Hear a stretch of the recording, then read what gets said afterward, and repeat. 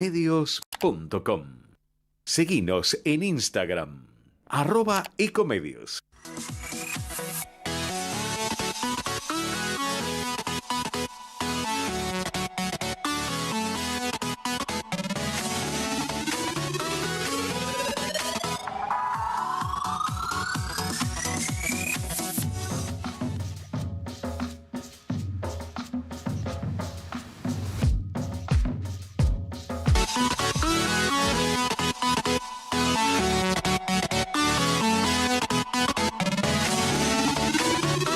Escribanos en tu ciudad.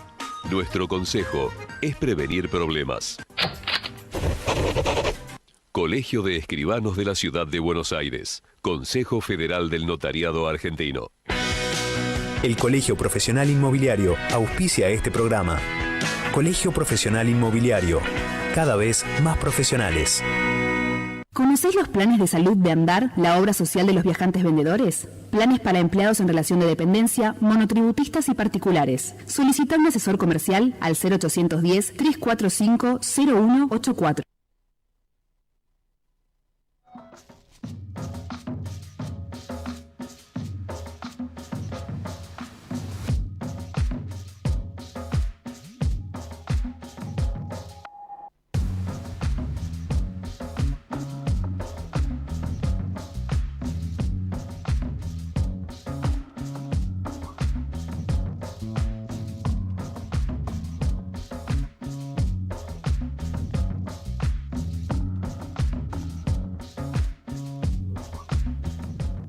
Buenas tardes, en una nueva edición de Entre Ustedes y Nosotros.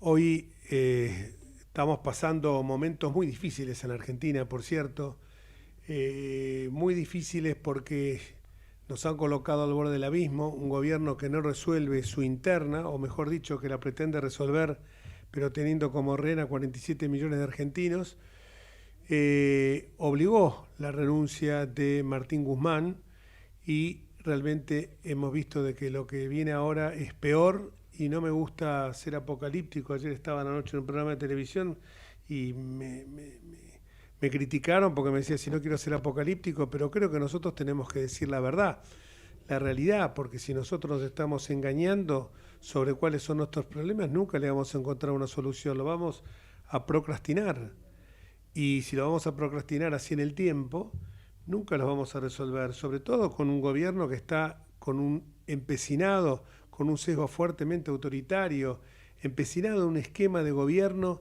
que no ha funcionado, un plan económico que no existe. Y hoy vemos que los índices de pobreza cada vez son más alarmantes, la desocupación sigue creciendo. Y bueno, me olvidé de presentarlo porque estoy con un temita de un amigo que está en un estado muy delicado.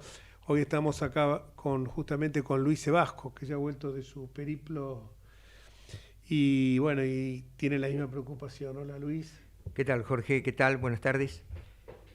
Con lo que Jorge venía diciendo, la verdad es que la concepción que el gobierno tiene de la economía es una concepción autoritaria, pero me parece que se da una paradoja. Es una concepción autoritaria sin poder, porque la gente no responde a sus pretensiones de autoritarismo. La verdad que todos los precios cuidados han fallado, que todos los controles han fallado, y es natural que fallen, porque no se puede controlar la economía de 45 millones de personas a partir de un decreto de la Secretaría de Comercio. Es decir, esto es ridículo, y es sabido que la economía tiene que ver con las expectativas. Entonces, en ese contexto, me parece que lo que está ocurriendo es una farsa. Estamos lamentablemente ante un gobierno que es una farsa, que no está de ninguna manera previendo las situaciones. No puede ser que asuma una ministra de Economía que no tiene un plan, que dice vamos a seguir con el plan que no existía, vamos a seguir con el no plan. Y en realidad estamos con una inflación que se está desbocando en un camino que es ridículo, 2.700 puntos de riesgo país, el Banco Central gastando los dólares que no tiene para sostener la moneda blue, y además en el marco de esta farsa, recién venía caminando por la calle Lavalle y cada 5 metros un arbolito ofreciendo compra-venta de dólares, en una actividad que teóricamente está prohibida, abiertamente ejercida en la vía pública, sin ningún tipo de recaudos, nos muestra cómo es esta farsa. Es decir, yo estoy a favor de la libertad de cambio, es decir, creo que no tiene sentido tratar de controlar el valor de la moneda, porque es una moneda más, pero si nosotros nos ponemos a pensar lo que dicen las normas que este gobierno ha establecido, que no se controlan, que el Banco Central para controlar la moneda ilegal gasta dólares que no tiene, que la ministra de Economía está 4 días después de haber asumido tratando de armar su gabinete. Sí. La verdad es que estamos en una situación caótica. Yo creo que solamente porque el peronismo está en el poder, esto no es un caos mucho más grave. Coincido totalmente. Hay un ciclo populista que está completamente terminado. Ojalá que la crisis se encarrile por las vías institucionales y el Estado de Derecho. Y para hablar de todos estos temas, lo tenemos hoy a nuestro querido amigo y gran actor, creo que debe ser uno de los más grandes actores de la Argentina, no me cabe duda, en el top 5, entre los 5, y no sé si no lo encabezará porque, bueno, no quiero hablar de él porque siempre todo lo que pueda decir es poco. Está con nosotros Luis Brandoni, que aparte tiene una palabra iluminada, un pensamiento muy muy claro, y queremos que nos comentes en esta hora ciega de la Argentina cuáles son tus visiones. Hola Luis Beto, querido, ¿cómo andás? Hola, ¿cómo te va, Jorge? ¿Qué tal, querido? Bien, acá estoy. Mira, preocupadísimo, muy preocupado. Estaba escuchando lo que conversaban recién. Estoy sumamente preocupado. Nunca me imaginé que yo fuera a vivir una situación como esta. Y eso que he tolerado por mis años varios tipos de peronismo, ¿no? Pero esto no lo imaginé nunca. De modo que tengo una gran preocupación por lo que está ocurriendo, por lo que vaya a poder ocurrir, pero de todos modos yo sigo guardando, no caprichosamente, sino basado en algunos pronósticos, en algunos síntomas que yo he visto del cambio que ha hecho la sociedad argentina entre nosotros. Yo imagino, es una manera de poder hacer un análisis sobre la realidad política haciendo algún tipo de comparación. La situación que estamos viviendo en el país, lo que ustedes están comentando, lo que todo el mundo comenta, lo que todo el mundo me pregunta por la calle, ¿a dónde vamos? ¿Cómo termina esto? Todo eso. Sin embargo, por ejemplo, no se ha escuchado, no lo he escuchado yo, creo que no se ha escuchado en todo el país, a alguien que diga que se vayan todos, como fue en el 2001. Nadie dice eso.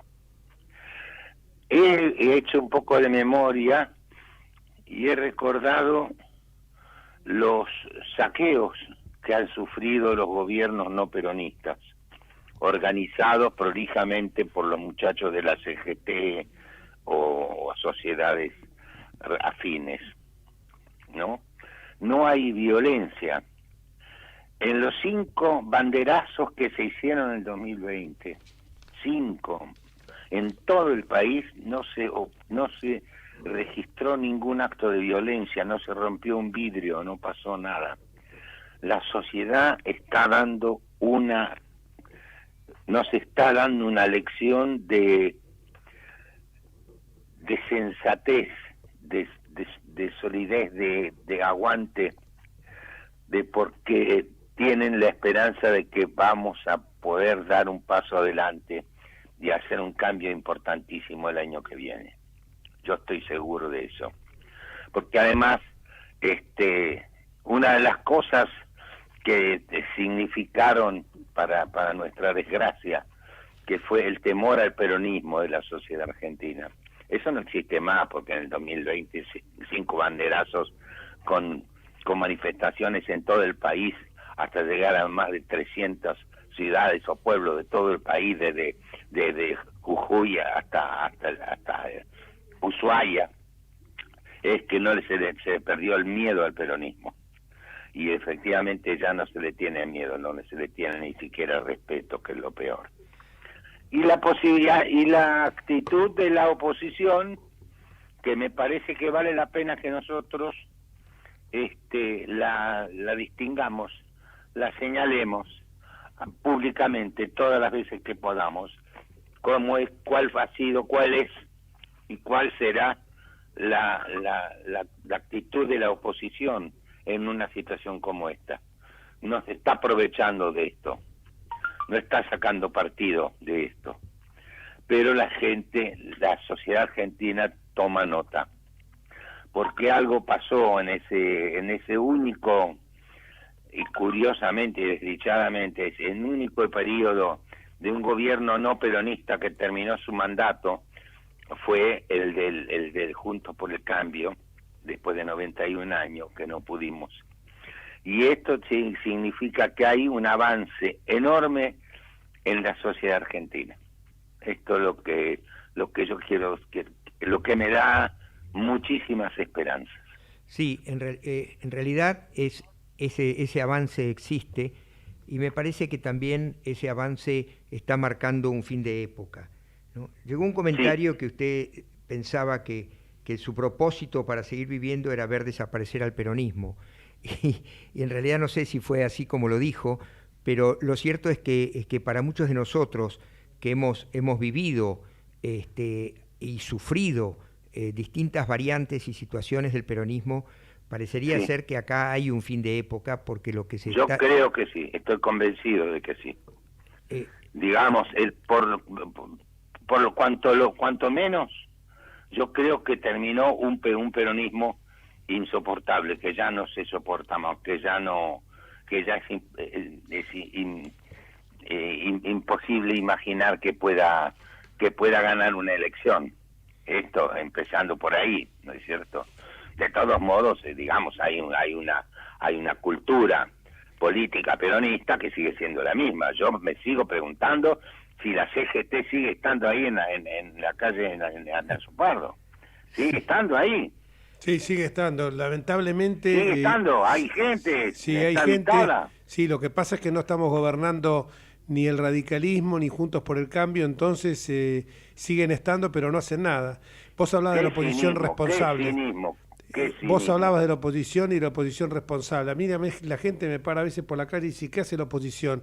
La oposición hace lo que numéricamente puede en 2 cámaras. Pero esto es lo que tenemos que decir todos los días, todos los que tengamos posibilidades de hablar en una radio, en un canal de televisión, hay que decirlo.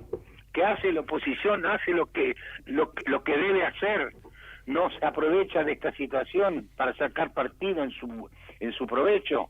Beto, le votamos, Beto, sabiendo que para que no dijeran que estábamos poniendo palos en la rueda, diciembre del 19 les votamos todas las emergencias que querían, no las votamos, pero les dimos el quórum para que no dijeran que los atamos de mano. A nosotros cada vez que queríamos hacer algo, 14 toneladas de piedra. ¿Cuántos paros generales le hizo Baldini a Alfonsín? Más de 10 paros generales le hizo. Iba el señor Cavallo a Estados Unidos en el 89 a decir que el dólar se iba por las nubes. Eran golpes de Estado. Para que no le dieran un crédito más a la Argentina. Ese fue Cavallo. Exactamente. Nosotros no estamos hablando, no somos destituyentes, no estamos hablando del Club del Helicóptero. Queremos que esto salga adelante. Obviamente, queremos que salga adelante en un marco de racionalidad y que no sea todo el único propósito de esta señora, de la banda, de la jefa de la banda, la dueña del circo, que lo único que le preocupa es su impunidad y la de sus hijos, y que en eso arrasa todo. Claro. Disculpame que me pongo... Que se atreva, nadie se ha atrevido a decir que es una injusticia que le hagan los juicios a la vicepresidenta. No escuché a nadie que dijera que es inocente, que no ha cometido ningún delito. Nadie lo ha dicho, ¿no es curioso? Es verdad, porque inclusive cuando se cuestionan los procedimientos, se cuestiona Sí. el procedimiento, no la realidad de los hechos. Y me parece No, que esto también hay que claro, señalarlo. claro, porque sabe que son los ladrones más grandes de la historia argentina. Pero es que ella lo Sí, que no sí. quiere es el juicio, porque en el juicio va a salir y en el juicio salen a la luz las pruebas. Nosotros la semana que viene van a empezar los alegatos en el juicio de obra pública y cuando Sí. la Fiscalía empiece a enumerar las pruebas, va a ser tremendo y ellos van a tratar de que eso no ocurra. ¿Cuándo es la fecha de comienzo del juicio? Los alegatos empiezan el día 11, el martes que viene, lo que pasa es que se van a interrumpir a la semana por la feria judicial y después la Fiscalía en el mes de agosto va, La mierda. creo que tiene 6 audiencias para exponer, ¿Cuántas? 6 creo que pidió, 6 días de audiencia para exponer toda la prueba. La carga probatoria que hay es enorme.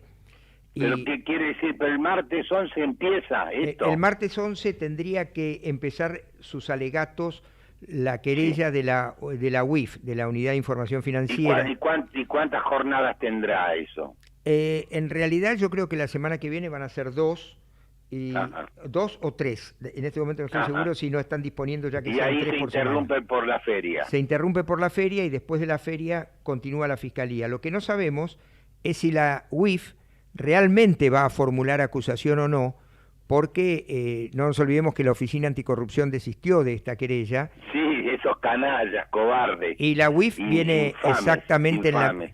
y la UIF viene exactamente en la misma línea, desistiendo de todas las querellas Claro. contra el kirchnerismo. Bueno, pero para eso están los fiscales, ¿no? Sí, pero la Fiscalía va a formular acusación, no nos cabe ninguna duda, y la verdad que la carga probatoria es enorme y esto la tiene muy preocupada Es enorme, ¿no? La vicepresidente. carga, Y la sobre carga todo probatoria. también, y Sí, sobre sí. todo porque el fiscal es un fiscal muy serio, Diego Luciani, y que aparte ya, más allá que está manteniendo todo bajo 7 llaves para que después no lo acusen, no lo puedan recusar, ya se sabe que le va a pedir prisión de 5 a 15 años, ¿no, Luis? Sí, lo que pasa es que por la suma de hechos podría llegar a eso. No sabemos cuánto va a pedir, pero de todas maneras va a pedir pena de prisión. Y lo que tiene que ver es que yo creo que en el fondo, como es el trámite de los procesos, las apelaciones a casación, después a la Corte, esta causa no va a tener sentencia definitiva antes de 5 años. Pero lo que creo es que ella va a terminar como Menem, eterna senadora para tener fueros y no ir presa. Bueno, vamos a ver. Pero bueno, Igual tiene cadena perpetua social, ¿eh? exactamente, ese es el punto. Ese es el La punto. exposición de las pruebas Ese la va a no dejar tiene desnuda nada- frente a la No sociedad. hay manera de errarle a eso, de evitarlo, ¿eh? Sí, yo creo lo Por- mismo. Sí. Sí, por más que ella Así diga es. que ella ya la jugó la historia y Sí, que a los sí, jueces sí, lo van a sí. jugar después, eso es todo fulbito para la tribuna. Realmente uno lo que más lo preocupa en todo esto es que tiene un presidente que ha perdido totalmente la dignidad, ya nunca la tuvo porque siempre fue un gerente del servicio el que mejor se pagaba. Yo que lo conocí cuando éramos diputados de la ciudad, yo por la UCR, él por la lista de Cavallo Vélez, empezó militando en un partido de extrema derecha, recordémoslo, supuesto. esto hay que machacarlo, y después de ahí fue pasando por todos lados, incluso hasta se quiso inventar algún pasado de acercamiento con Raúl Alfonsín, y de ninguna manera eso es cierto, fue un simple funcionario en el área de economía, como hay miles de funcionarios, pero no tuvo una cercanía. En algún momento también habrá querido acercarse porque siempre buscó el calor del oficialismo y como te digo, es un gerente al servicio que mejor le ha pagado y por eso no trepida en esto, después de haber dicho las cosas que dijo de esta mujer, que la trató, la involucró en responsabilidad del pacto con Irán, la acusó de traición a la patria, la menoscabó con sus fundamentos. Nadie dijo cosas peores que él. Que no es un hombre, de palabras, sino es un hombre de palabras, que no tiene convicciones, sino que se va a acomodar de acuerdo a las circunstancias, jamás tuvo una convicción. Lo que pasa es que, bueno, ella lo usó, y acá yo lo comenté en un programa, algo que es un secreto a voces ahora ya. A mí cuando me lo contaron me sorprendió, un conocidísimo y muy importante periodista me dijo, él iba a llevarle el nombre de Felipe Solá, cuando se puso a hablar ella con él, dijo, sí, pero Solá no me garantiza lo que vos me podés garantizar, cómo son tus relaciones con la justicia federal. Él se vendió como un influyente. Por eso Solá, sin saber una jota en inglés, termina de canciller porque había que darle algún caramelo. Si él fue, Claro. ¿Cómo se llama? Alberto, a proponer el nombre de Solá, y él entonces, la furia de ella, y esto hay que decirlo, porque es historia, además porque ya estamos una edad, ¿no es cierto, Beto?, que no nos vamos a callar las cosas. La furia de ella es porque todavía hoy sigue con las causas pendientes. Entonces dice, Pero es que yo para qué lo en peor puse... situación que cuando empezó este gobierno. Claro, no me equivoco. dice, ¿para qué lo voy a poner? Lo puse, por eso está enojada, lo pongo al monigote para que me saque las causas. No solo no me las saca, sino que encima es un descalabro Pero económico. lo que pasa es que Claro. este razonamiento que describe Jorge con razón es lo que muestra la superficialidad y, como dice Melconian, lo berretas que son. En realidad, este concepto de que el presidente le puede sacar las causas, sacar las causas entre comillas, es absurdo. Quien conoce el sistema judicial sabe que esto no puede ocurrir. Lo que sí se puede eventualmente, por injerencia de la política, es demorar un proceso. Lo que no se puede, y menos hoy que está todo informatizado, es hacerlo desaparecer, ni hacer desaparecer las pruebas, ni inventar nada extraño, porque fíjense que este fallo del juez Delgado y su otro secuaz que archivaron la causa de los sauces, en realidad eso tiene patas muy cortas porque Casación y la Corte no lo van a bancar. Es decir, esto de sacar las causas es una cosa que se puede hacer eventualmente en Santa Cruz, donde todos los fiscales y los jueces le respondían, pero no en un ámbito de una justicia federal heterogénea. Y por si todo esto que estás mencionando fuese poco, está el cuaderno de este hombre que hizo ese trabajo extraordinario. Yo he tenido oportunidad de leer esa causa de los cuadernos, así llamada, y el nivel de prueba de esa causa es tremendo, pero no solamente el nivel de prueba, sino también las declaraciones que hay. Ahí hay una declaración que es espeluznante, que es la de este chico Gutiérrez, que lo mataron en Calafate hace un par de años, y este chico Gutiérrez cuando declara, que era el secretario privado de... ¿Cómo? Repetime. Gutiérrez, Fabián Gutiérrez, el que mataron en Calafate hace un año y algo. Sí, un año y algo. Que lo trataron de involucrar con una cuestión sentimental, ¿te acordás? Sí, bueno, a él lo matan, pero en su declaración en la causa de los cuadernos, no solamente relata cómo se movían los bolsos con la plata y demás, sino que además él dice virtualmente, yo le tenía miedo porque es mala, ¿no? Y cuenta cómo lo maltrataba y cómo él renuncia y que cuando la nombran vicepresidente lo llama Néstor Kirchner y le dice que tiene que volver porque estaba alguien de confianza. Y dice, no, mirá, yo me quedo por si me necesitan aparte, pero ese rol no lo quiero hacer más porque no la soportaba. Es decir, no solamente la cantidad de casos donde hay confesiones corroborando la entrega del dinero tal cual se dice en los cuadernos de Centeno, sino que además las declaraciones directas explicando cómo es la personalidad de esta mujer, ¿no? Cómo le tenían miedo y la palabra que usaban era esa, es mala, ¿no? Entonces, sí.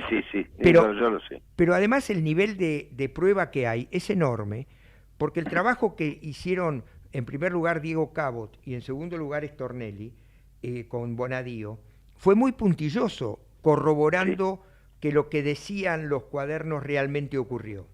Entonces, por más que ahora Centeno haya querido, de alguna manera, presionado, seguramente haya querido relativizar en algunos hechos, la cantidad de hechos que hay, la cantidad de plata que se movió, la corroboración de que esos bolsos que se entregaban después iban al sur, ya sea Calafate o Río Gallegos, corroborado por los pilotos de los aviones, corroborado por la gente que los subía, y explicaban que algunas cosas que eran de relativa importancia, aunque tuvieran valor, iban en la bodega del avión, pero los bolsos siempre iban con ellos adentro del avión en el dormitorio presidencial y que solamente los podía bajar Muñoz. Entonces, todo eso está demostrado. No, por eso lo que yo quiero saber es, por ejemplo, con tu contacto permanente con la gente, ¿cómo vive la gente la existencia de esos procesos? Si tenés de alguna manera No, ellos palpado. están convencidos de que es así. Simplemente lo que no pueden darse respuesta es cómo termina esto. Ellos están preocupados, pero no por ellos, sino por lo que cómo va a quedar el país. Esa es la preocupación de la gente.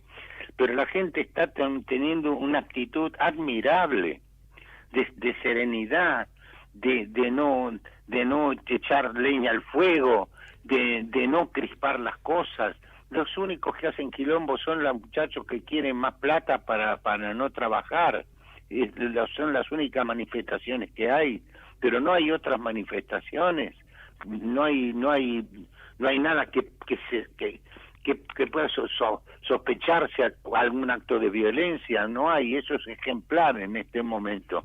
En otros países sería un caos absoluto. Nosotros ya estamos acostumbrados a todo esto, pero creo que estamos dándole la despedida.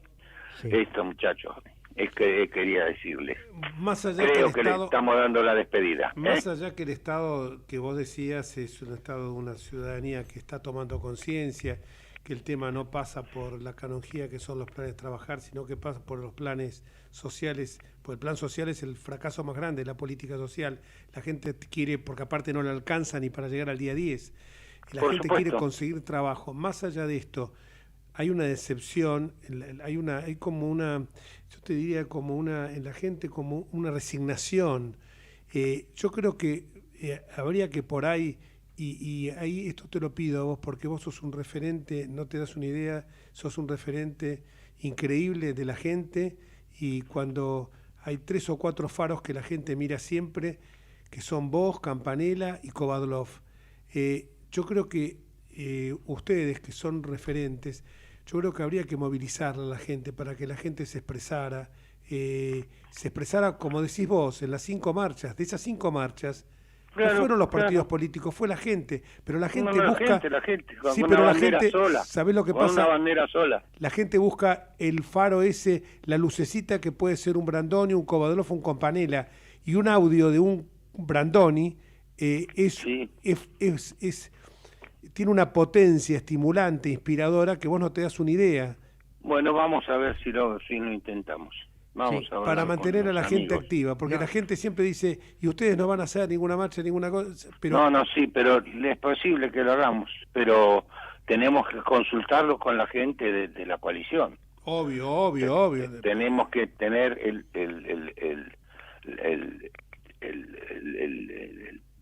la admisión de un acto de esa naturaleza y qué características va a tener.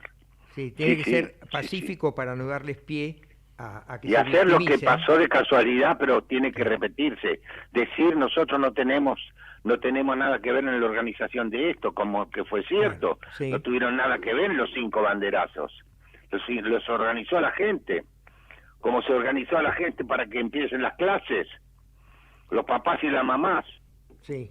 Eso es una cosa extraordinaria, por ejemplo. Hoy Kicillof en La Plata fue abucheado y se tuvo que ir de un acto del servicio penitenciario porque llegó tarde y la gente se hartó de que llegara tarde. ¿Cómo? Repetime. Sí. ¿De dónde se tuvo que ir? En el Estadio Único de La Plata, hoy a la mañana, hubo un acto del servicio penitenciario que juraban la bandera y lo abuchearon y se tuvo que ir sin hablar. No me digas. Maravilloso. Sí. Es decir, la gente ya no les tiene paciencia en nada. Bueno, parece que no estamos tan equivocados, muchachos. No, de ninguna manera. Yo los tengo que abandonar porque tengo una cita acá en la esquina de mi casa. Un abrazo gigante y tu voz siempre clara. Hasta cualquier momento, y muchas gracias por el llamado. Gracias a vos. Chao, gracias a vos. Un abrazo. Y vamos ahora al corte publicitario, ¿no? Pausa. Ecomedios.com AM1220. Estamos con vos. Estamos en vos.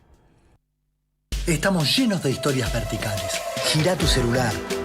En Catamarca tenés algo distinto para contar. Girá, no te pierdas de nada. Vení a contar una historia distinta.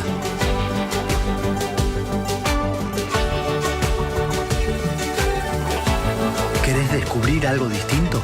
Gira y vení a Catamarca.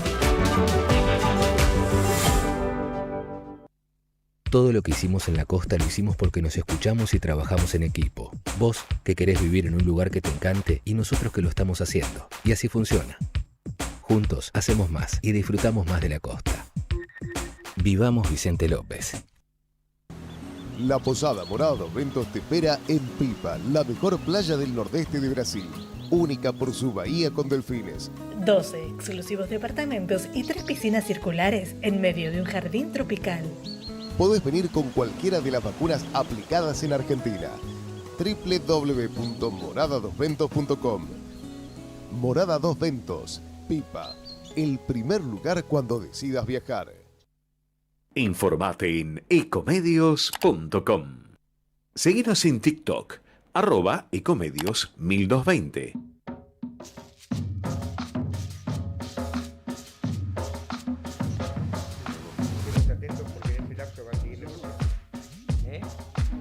Estamos en el aire en este momento, estábamos hablando con Luis Sebasco, que parecería ser que la sesión de mañana en el Senado, para avanzar en la ampliación de la Corte, se caería porque Cristina no junta los votos. Se le va a hacer cada vez más complicado a esta buena señora. La patrona de estancia me parece que está entrando en la faz declinante de su potencial político, pero no hay que descuidarse porque sabemos que esta mujer es una mujer que tiene una ideología inflexible, una autorreferencialidad imbatible, y es una persona a la cual la autocracia y el pensamiento autorreferente se combinan permanentemente.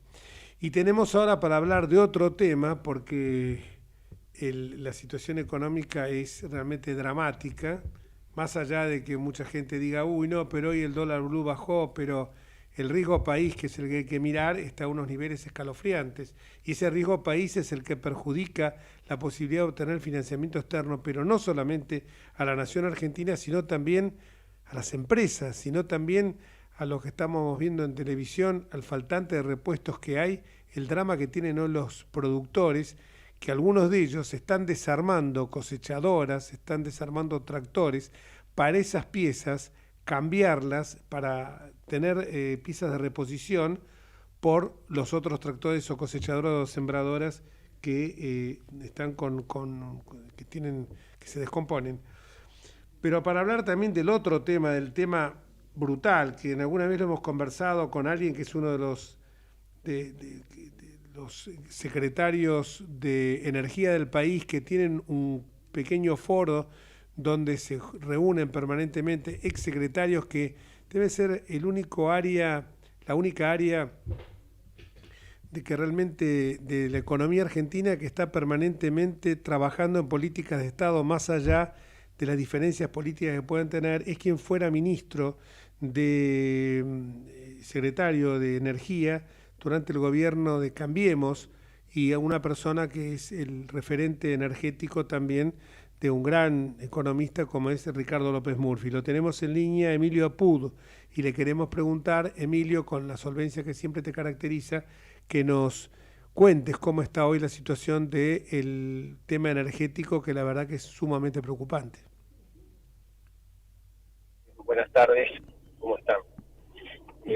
Bueno, mira... Estoy acá con el doctor Luis Sebasco. ¿qué tal? ¿Qué tal? Muy bien. Bueno, estamos en una, yo diría, acefalía o anarquía, si se quiere, porque es un gran problema que, dada la criticidad que hay en estos momentos en el sector energético por la falta de combustible, las importaciones de gas, etcétera, ¿no? Que tengamos que ver las disputas internas, ¿no? Que tiene en estos momentos el gobierno, ¿no?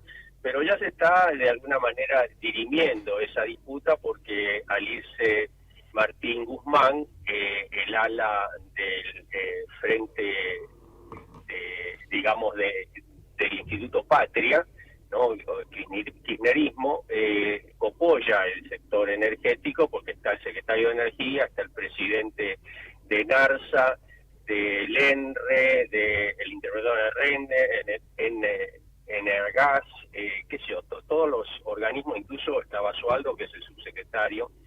Así que yo creo que van a poder llevar a la práctica lo que querían hacer antes, pero que no lo podían llevar a cabo porque estaba Martín Guzmán. Así que yo creo que para beneplácito circunstancial de los usuarios, el tema de la actualización tarifaria y la segmentación se va a ir postergando.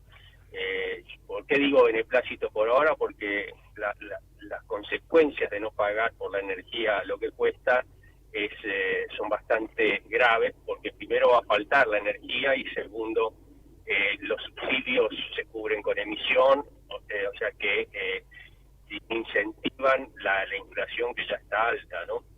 Así que ve un panorama bastante difícil.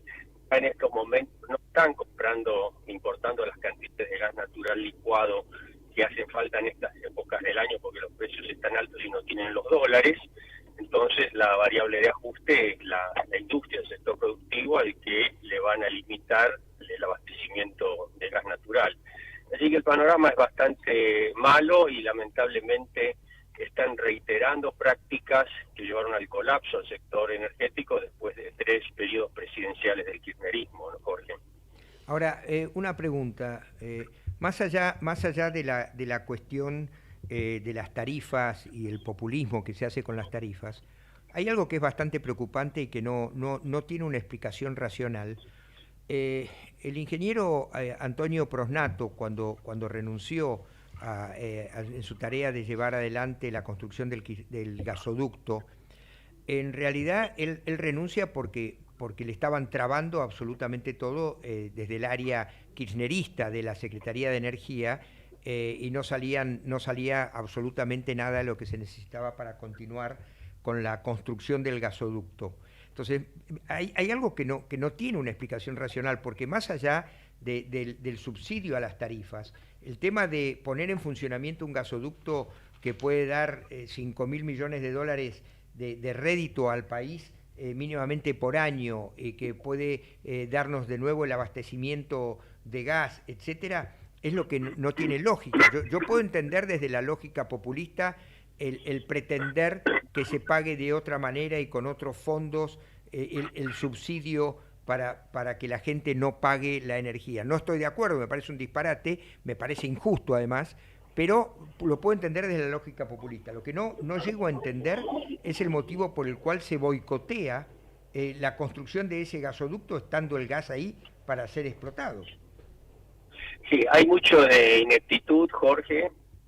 No es las personas indicadas para llevar a cargo este proyecto. Por eso se fue también Prosnato, ¿no? Por otro lado, hay politiquería, yo diría, bastante barata, porque ellos ya saben que el año que viene, en el invierno que viene, no va a estar el gasoducto. Entonces el razonamiento es, bueno, vamos a hacer el gasoducto para el próximo gobierno, ¿no? Para el invierno, digamos, del año 24.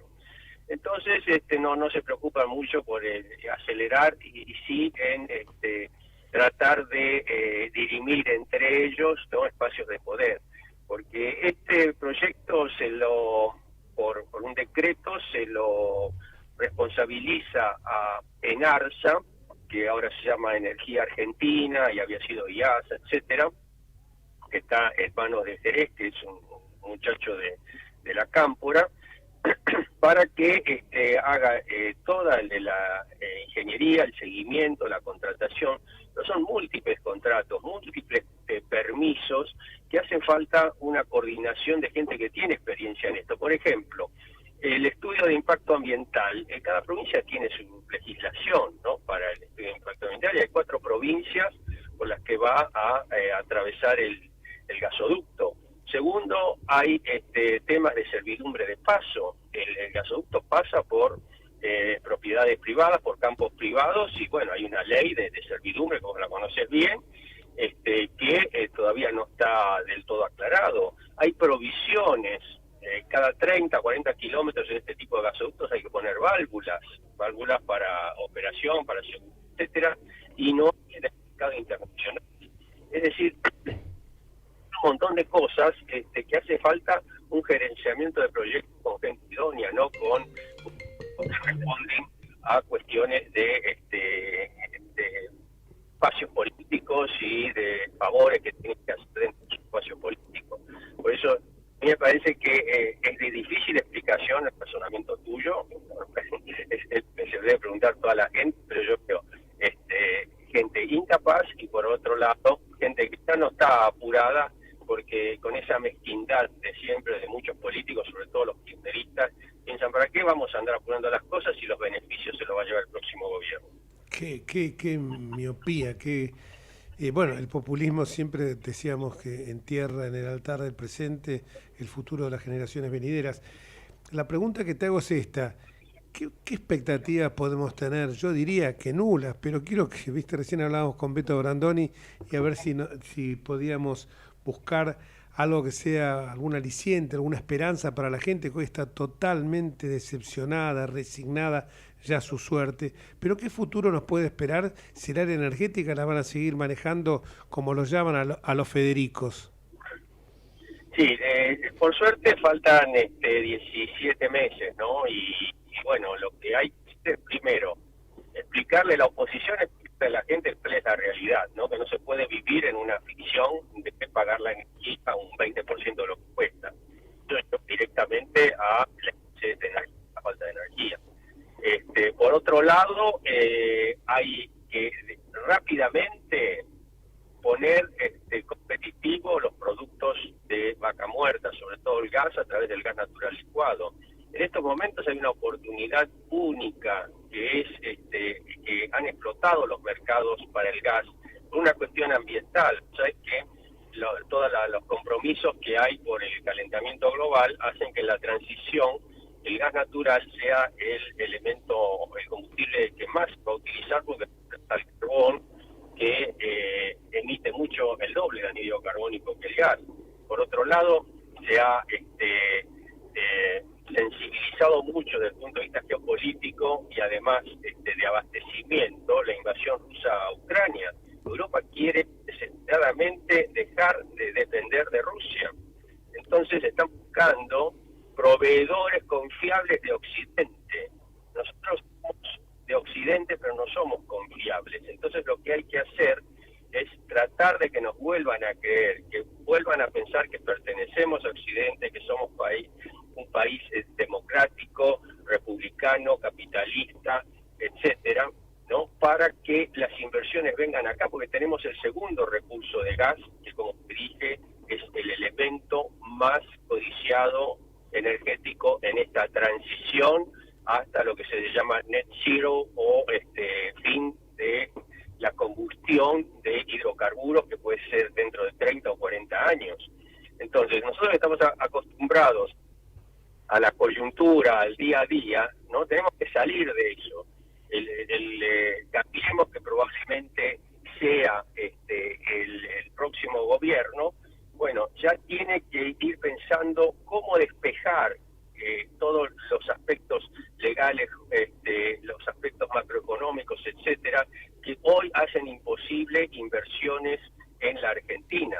Y sin inversiones, por más que tengamos el mejor recurso, que tengamos el know-how de cómo sacarlo, que haya mercado, si no viene una inyección fuerte de capitales, esto no se mueve y va a quedar bajo tierra porque dentro de 30 años no va a valer nada. Entonces, en eso es lo que yo creo que la oposición tendría que ir pensando, y creo que se está trabajando en eso. Si bien no es un tema de atractivo político electoral, sí hace al desarrollo de nuestro país, porque si se logra poner en valor el gas que tenemos en Vaca Muerta, vamos a tener ingresos iguales a los del campo por exportaciones de energía. Y eso va a cambiar completamente a la forma de pensar y de ser de nuestro país, ¿no? Van a venir inversiones, que es lo único que genera trabajo genuino, es lo único que mueve a la economía y a la calidad de vida. Bueno, entonces yo creo que si se hacen bien las cosas tenemos una oportunidad. Esa ventana de oportunidad, si no la aprovechamos antes del año 30, o sea, dentro de 7 años y medio, quedamos afuera. Eso te lo puedo asegurar. Entonces hay que hacer una política de Estado, ¿no? De que, bueno, el gobierno que venga en el año 27 no cambie las reglas de juego de que las estableció en el año 24. Y el que venga en el año 31 tampoco, ¿no? Es la única forma de de generar confianza, que no es ni más ni menos que lo que hace Uruguay, lo que hace Paraguay, lo que hace Chile. No es de los países nórdicos lo que estoy diciendo. Pero no podemos ir de un lado para el otro, como nos tiene acostumbrado sobre todo el peronismo. Recordad que Menem era peronista y Kirchner era peronista. Y sus políticas diferían 180 grados, ¿no? Ahora, en esto que es tan importante que están mencionando, habría que trabajar el modo de generar una corriente de opinión, explicárselo fácil a la gente para que se genere una corriente de opinión y la gente compre realmente este proyecto como algo importante para el país, importante para el futuro, importante para sus hijos, esta idea de crecimiento. Me parece que creo que debería de alguna manera trabajarse, porque por otro lado, así como el kirchnerismo le pone patas en la rueda porque no se lo quiere dejar al próximo gobierno, también es cierto que hay otros sectores que atentan contra todo lo que tiene que ver con la minería adecuadamente explotada, y aparece un discurso políticamente correcto vinculado al, ¿cómo se llama?, a la protección del medio ambiente. Y en realidad son cosas distintas. Yo creo que se puede trabajar perfectamente la minería sin afectar el medio ambiente, que son recursos que el país necesita explotar para salir adelante con el 40% de la población bajo la línea de pobreza, pero también creo que es muy importante generar un modo de explicárselo a la gente para que la gente lo entienda y reclame ese acuerdo de continuidad. Sí, no podría estar más de acuerdo con vos. Es eso. Si vos a la gente no la informás, ¿no?, de determinadas cosas, después vienen los improvisados, no los verdes. Yo respeto mucho la parte ecológica, pero no a los verdes, que con argumentos completamente sin sustento asustan a la gente y anulan proyectos. Como mencionaste, la minería está... Ahora, ¿por qué ocurre eso? Porque ni el Estado ni las empresas no actúan sobre la opinión pública informándoles, sacándoles el miedo y no dejando ese campo fértil para los alarmistas, para se escudan en el tema ambiental. Sí. para y a la clase política, los políticos tampoco saben de qué se trata y compran ese discurso como políticamente correcto también.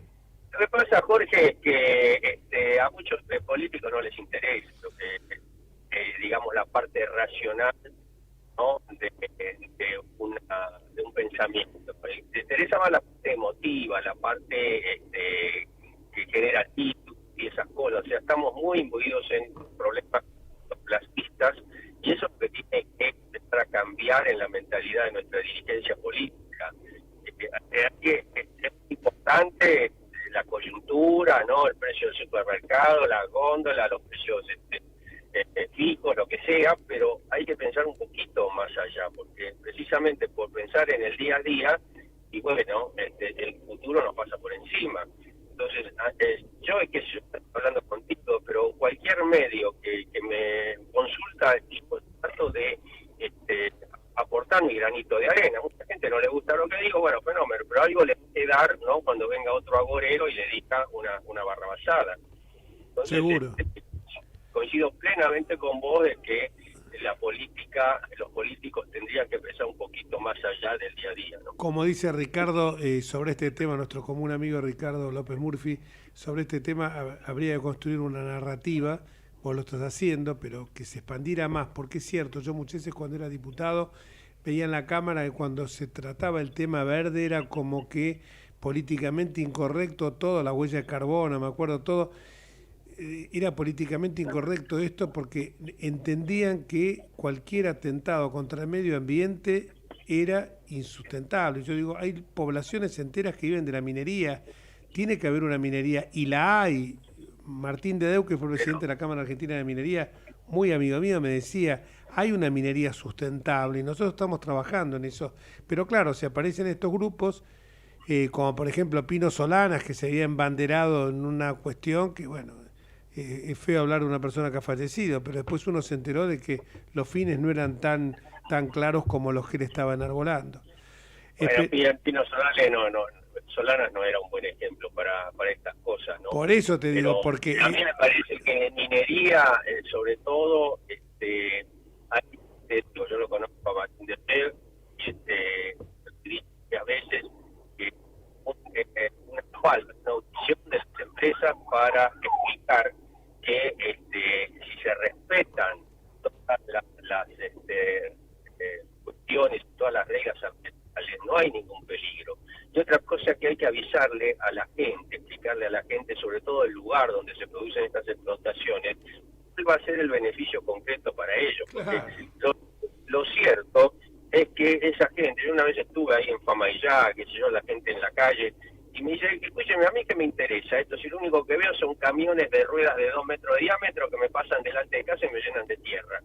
Y tenía razón, es decir, hay que tener la inteligencia, ¿no?, y la solidaridad de las empresas, que es el 0,0001% a lo mejor, pavimentarle la calle, ponerle una escuela o algo dentro de un proyecto de esa magnitud, ¿no? Entonces hay que decirles cuáles son los beneficios a los locales, los beneficios para el país, y sacar el miedo ambiental, porque si se cumple, mira, nadie, ningún organismo de crédito internacional, que son los con los que se financian las empresas mineras, petroleras, van a recibir un crédito si no tiene aprobada el estudio de factibilidad ambiental, ¿sí? El problema es que después, una vez que empieza el proyecto, los estados empiezan a hacer la vista gorda a los incumplimientos, las empresas también, etcétera, y se desvirtúa todo.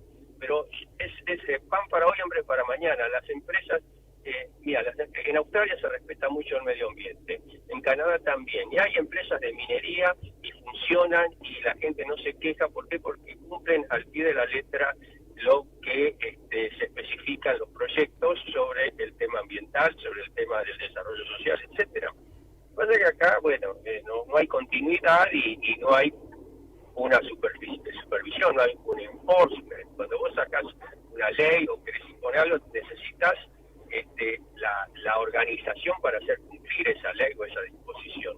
Y acá yo no la veo, y menos en las provincias, ¿no? Que los organismos de control funcionen. No, yo te contaba, te decía lo de Pino Solanas, porque yo me enteré después en San Juan, cuando fui en varias oportunidades, que me decían que él enarbolaba la banderita verde, pero que los fines eran totalmente espurios. No quiero hablar mal porque la persona ha fallecido, pero te imaginás cuáles eran los fines, ¿no?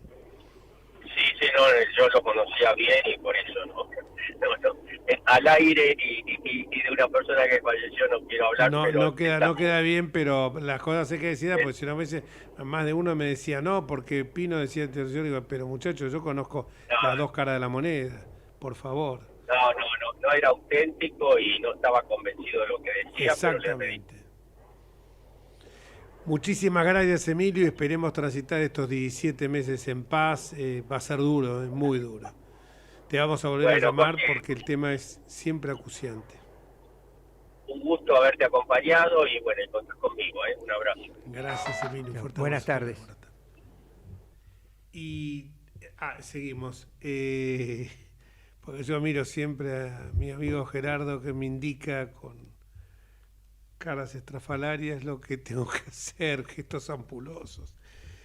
Bueno, la verdad que ha dejado mucho, sí. lo que dijo Emilio Apud, sobre todo esta cuestión de cómo se postergan los proyectos tan importantes para el país por decisiones de política menor, de política mezquina. Los grandes proyectos, evidentemente los grandes proyectos estructurales de los países nunca van a concretarse en un solo gobierno. Yo no puedo menos que pensar, cuando uno ve las grandes catedrales góticas, que tardaban 200 años en construirse y que aquel que la había diseñado difícilmente viera comenzada la construcción, o si la veía comenzada sabía que nunca en vida la iba a ver terminada. El ejemplo viviente que tenemos hoy es la Sagrada Familia de Gaudí. También, claro, pero en aquellas catedrales góticas que tardaban 200 años en construirse y se seguía el mismo proyecto y se las terminaba, en realidad el ser humano necesita tener esa proyección. Entonces, la mezquindad de decir no voy a explotar el gas de Vaca Muerta arriesgándome a que nunca se pueda sacar solamente porque no lo pueda disfrutar, entre comillas, un gobierno distinto. Y no es disfrutar un gobierno distinto, es para la gente. Es decir, ¿para qué queremos o para qué se quiere hacer política si no es para la gente? Y en realidad, en términos de normalidad, cuando una obra la empieza un gobierno y la termina otro, el otro gobierno no debería atribuírsela, sino agradecer al que la empezó, claro, e inaugurarlo juntos. Esto es la lógica, esto es la normalidad, esto es lo que la gente realmente vería como... A ver, nosotros nos miramos a Uruguay y nos reflejamos en Uruguay. Y nos reflejamos en Uruguay que hace estas cosas. ¿Seguro? La normalidad, la continuidad. Pero mirá vos, cuando fue la Boca se inundaba permanentemente. Cuando asume De la Rúa al poco tiempo de asumir como jefe de gobierno, inaugura lo que eran unas bombas de achique del agua, unas bombas que evitaron que las inundaciones, hoy la Boca ya no se inunda. Sin embargo, esa obra la había iniciado el anterior jefe de gobierno, intendente en ese momento, que era Jorge Domínguez. Y cuando inauguró la obra de la Rúa, lo hizo, dijo... Esto se inició durante el gobierno de Jorge Domínguez y le invitó a participar porque hay que pensar que el Estado es uno solo. El Estado no, claro, estos delincuentes saben que ellos piensan que el Estado es algo patrimonialista, que está incorporado al patrimonio de cada uno. Entonces esto es mío y yo hago lo que quiero con esto. Como decía Luis XIV, après de moi le déluge, después de mí el diluvio. Era eso. Bueno, pero vamos a una pausa porque si no, aquí ahora viene informativo, ¿no es cierto? No viene informativo. Tanda, no, sí viene noticiero y tanda publicitaria.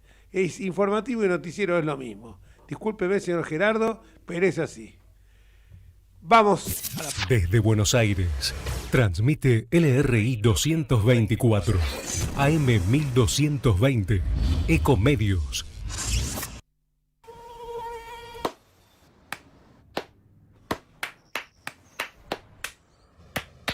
No aplaudamos al mosquito, combatámoslo en serio.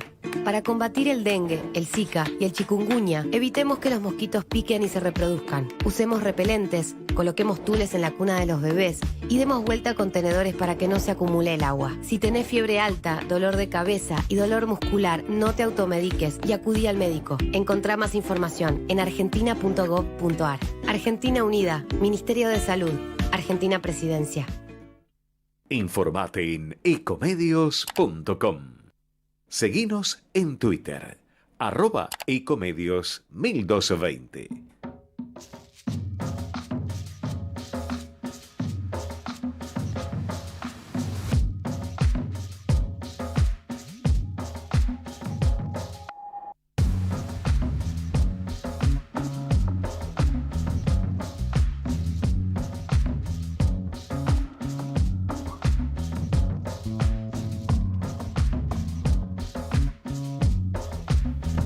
Bueno, continuamos con el programa.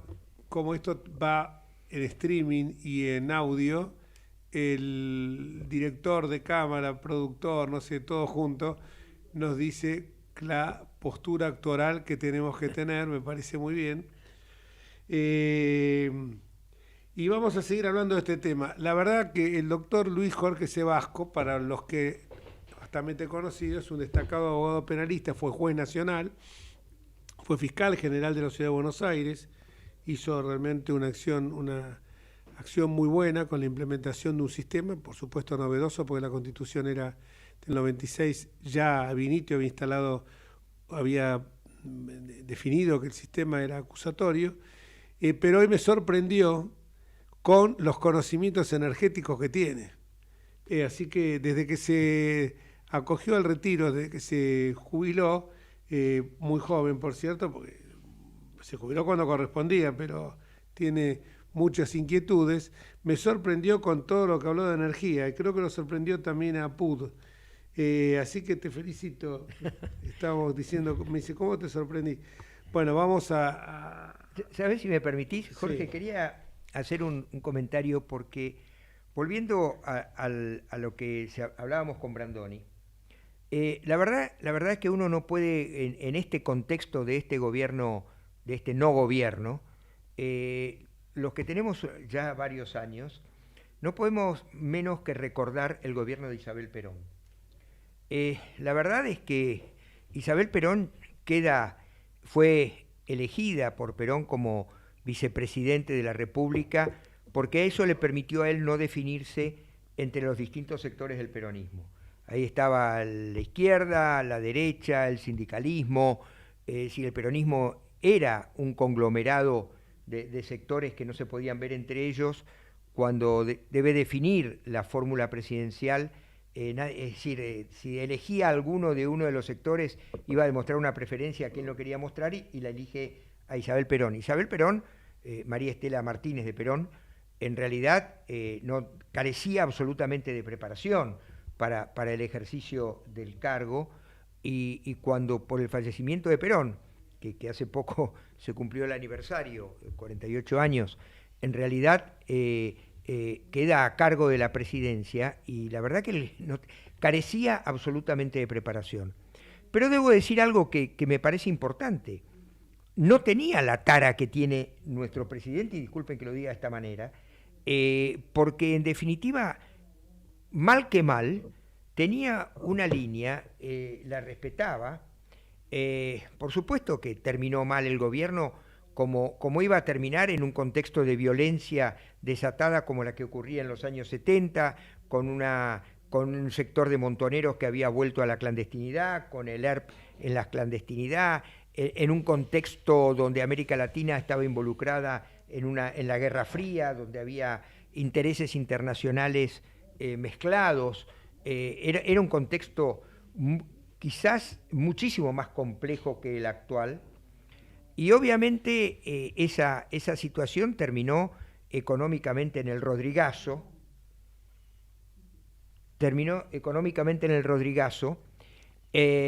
con un golpe tremendo a la industria y a la clase media, como fue el Rodrigazo, pero tenía una lógica que eso pasara, porque justamente Isabel Perón no tenía la menor preparación ni la menor experiencia política, estaba sometida eventualmente a López Rega y a algunos integrantes de las Fuerzas Armadas, tenía atrás un apoyo importante como era Luder, que digamos era algo sensato dentro del peronismo, si que podía existir, pero bueno, terminó en una debacle. Ahora, nosotros estamos repitiendo esa historia de un gobierno de gente claramente incapaz, con una discusión interna, por suerte, sin los niveles de violencia que había en aquella época, pero sí con una deriva enorme. Y hay algo que es mucho más grave. En aquella época, como mucho, habría un 5% de pobreza. Hoy estamos en más del 40% de pobreza. Entonces, la capacidad de reacción y de respuesta del país es mucho menor. Entonces, me parece que es necesario reflexionar un poco y por suerte, y en esto, volviendo a lo que decía Brandoni, por suerte la gente no golpea los cuarteles como se golpearon en aquella época, por suerte no cabe la posibilidad de un golpe de Estado como ocurrió en aquella época. La democracia está afianzada mucho más que en quienes están ejerciendo el poder, está afianzada en la gente que reclama el sostenimiento de la República. Hay una supresión total del poder que tenía el partido militar. Hoy no existe el partido militar, afortunadamente, y esta crisis la tenemos que resolver como se resolvió en el 2001 en el marco del Estado de Derecho y en el marco institucional que nos marca la Constitución. Exacto, y me parece muy bien. Y creo que si la gente tuviera que manifestar algo, debería manifestarse nuevamente por la defensa de la República, y que quienes están en el gobierno se hagan cargo de su fracaso y no darles una excusa, ni la menor excusa, para que puedan victimizarse. Exactamente. Si no van a decir que estamos con el Club del Helicóptero, con las 14 toneladas de piedra. No, tiene que terminar el gobierno y hacerse cargo. Yo creo que se complica, porque me parece que este muchacho no va a resistir mucho más. Lo digo porque lo estoy viendo, o sea, ya es como un boxeador que está groggy contra las cuerdas. Hablamos mucho siempre de las reformas hacia el Estado, a nosotros nos preguntan en los medios, nos preguntan por la calle, ¿y ustedes qué proponen? Bueno, en este momento no somos gobierno, en este momento estamos, como bien lo decíamos con el Beto Brandoni hace un rato, somos oposición, una oposición que en una democracia que obviamente la única manera de resolver los temas es con el consenso y desde luego como que se resume en algo aritmético, quien más votos tiene es el que consigue, sobre todo con gobiernos como este, el que consigue imponer su voluntad, pero hay planes, y la gente pregunta ¿cuáles son esos planes? Los planes se vinculan con la reforma del Estado, reforma laboral, reforma sindical, reforma previsional, reforma económica, tributaria, pero hay un tema que a quien vamos a entrevistar ahora, que es el diputado nacional por la provincia de Tierra del Fuego, Héctor Tito Stefani, lo conoce muy bien y lo ha desarrollado en un proyecto muy interesante, que es justamente la reforma laboral. La reforma laboral que no implica el despido de la gente en forma indiscriminada, sino que es una reforma laboral en serio, protegiendo los intereses de los trabajadores, pero también alentando la inversión y que la gente no nos diga, como nos dice siempre, no quiero contratar a nadie porque laburó un año a 50.000 pesos y me pidió una indemnización de 2 millones de pesos. Gracias, Tito, por acompañarnos y queremos escuchar cuáles son la columna vertebral de tu proyecto. Hola, Jorge, buenas tardes. Bueno, un saludo a la audiencia. Un gusto de poder conversar con vos. Estoy con el doctor Luis Sebasco, acá, el ex fiscal doctor general. Luis Sebasco, un placer, un gusto también conversar con usted. Igualmente. Bueno, yo creo que el desafío de los gobiernos del gobierno que venga es precisamente cambiar con los problemas estructurales que a la Argentina no le permite desarrollarse. Y como ustedes bien estaban comentando, esas reformas tienen que ver con la reforma tributaria integral, con una política de ingresos, una política cambiaria, y el sistema laboral, ¿no? Que a veces decir cambiar la estructura laboral, que la gente por ahí se resiste al cambio si eso va a significar que va a perder derechos. Lo que hay que hablar es de una modernización de nuestro sistema laboral. Para eso existe en el mundo lo que se llama política comparada, y hay otros países que ya resolvieron estas cuestiones como un seguro de despido o de indemnización, que es la mochila austríaca. Acá hay un empresario en la Argentina, que es Teddy Carajosian, que también él preparó un proyecto sobre este sistema de indemnización que liberaría a los trabajadores del juicio laboral y que les permitiría cobrar a los 30 días si es que renuncian a su trabajo, su seguro de indemnización, o si es despedido, al otro día de ser despedido también su seguro de indemnización. Eso garantizaría mejores condiciones tanto para el empleador como para el trabajador y no significaría una pérdida de derechos. Lo que pasa que si nosotros hablamos de que vamos a modernizar la legislación laboral, esa modernización, que en principio no tiene que ser una pérdida de derechos para los trabajadores, también tiene que ir acompañada de una reforma de la estructura sindical en la Argentina, democratizar a los sindicatos en el país, y tomar algunas medidas que hoy otros proyectos que presenté, que me parece que no es solamente el proyecto de indemnización o de seguro de garantía, sino también la democratización del sindicalismo en la Argentina, ficha limpia para los sindicalistas, que no puedan, que los descuentos que se le producen a los trabajadores sean directamente voluntarios y que sea el trabajador quien después de cobrar su salario sea el que decida afiliarse o no a un sindicato, que no sea una medida compulsiva. Pero me parece que lo más importante es poner el tema sobre la mesa. Hay un proyecto que presentó el senador Lustó en el mismo sentido, hay otro proyecto que presentó Martín Tetaz, que no significaría más cargas para los trabajadores desde el punto de vista de lo que hoy se les está descontando de sus saberes, ni significaría mayor carga para el empleador, y sí, con ese seguro donde se depositaría todos los meses un proporcional de su haber, se cumpliría con la ley. Nosotros sabemos que en la Argentina, cada año de trabajo, el trabajador tiene un seguro de un mes, del equivalente de un mes de su salario.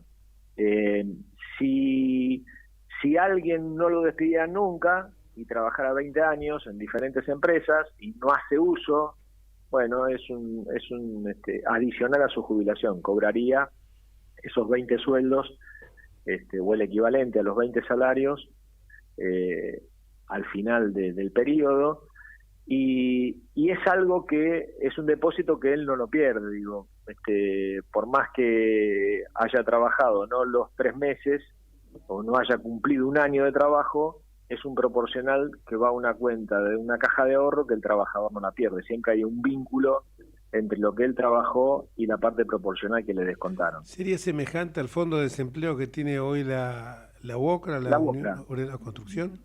La UOCRA, que funciona perfectamente, con algunas modificaciones, pero digo, me parece que el tema pasa por ahí, que va a tener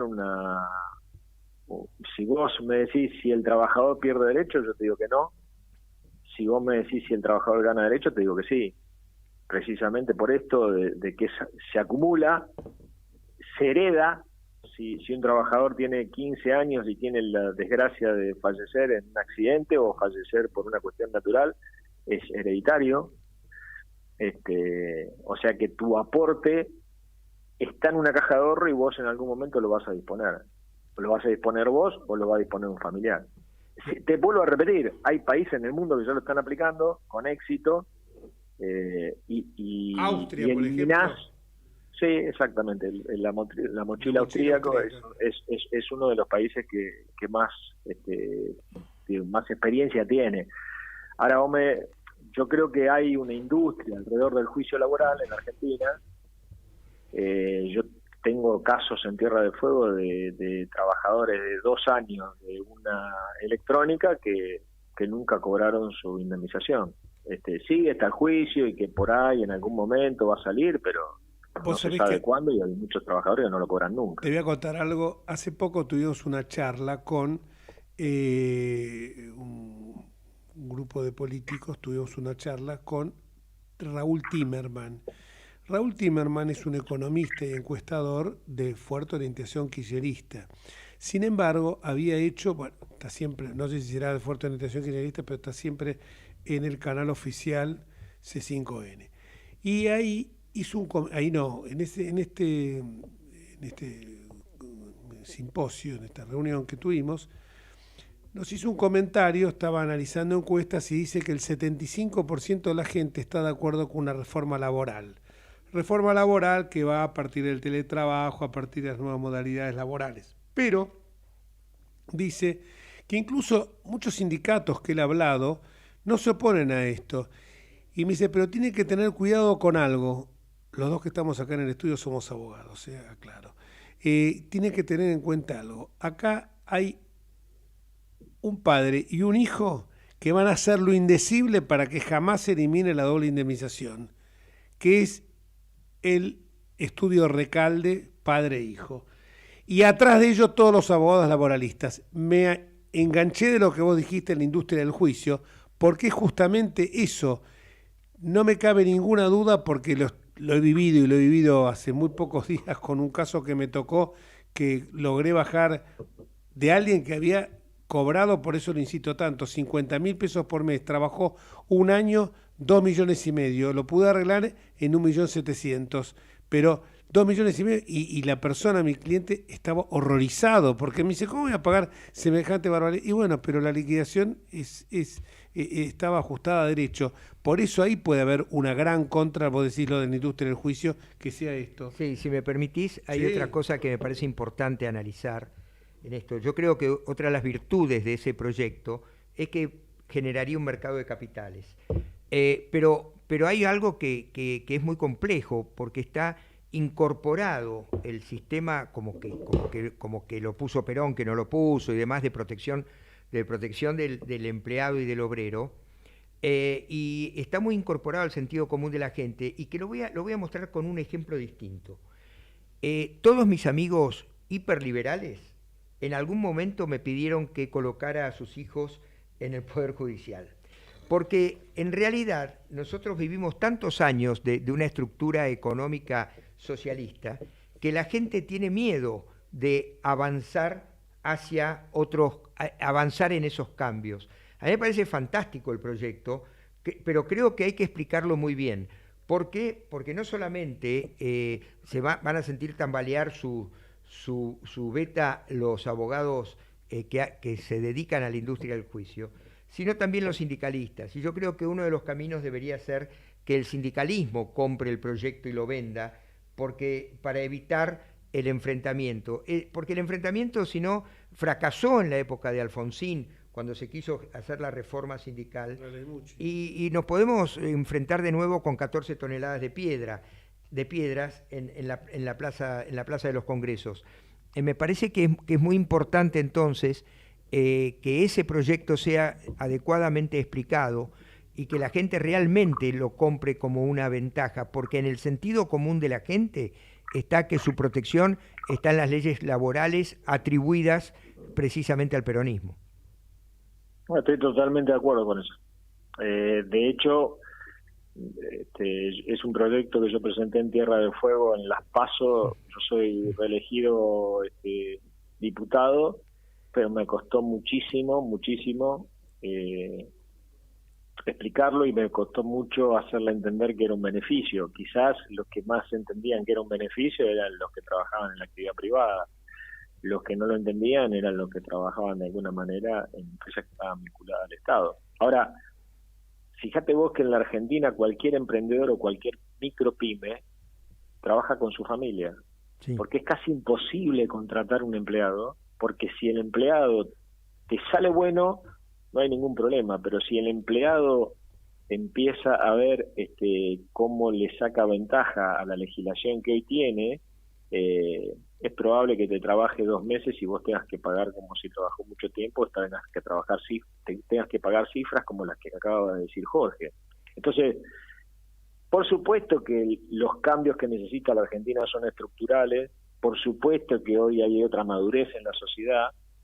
Eso no quiere decir que cuando votemos a alguien que nos garantice que va a hacer esos cambios, después la sociedad lo va a salir a apoyar a la calle. Eso no va a pasar.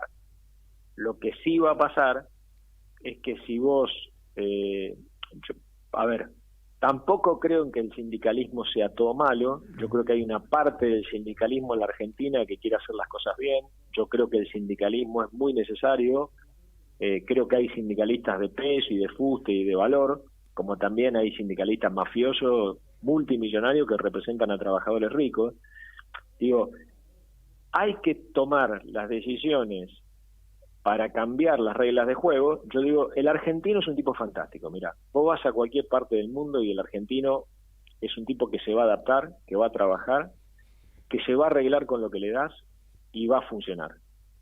Eso pasa en cualquier parte del mundo. En la Argentina no. Porque en la Argentina vos jugás al fútbol con la regla del básquet.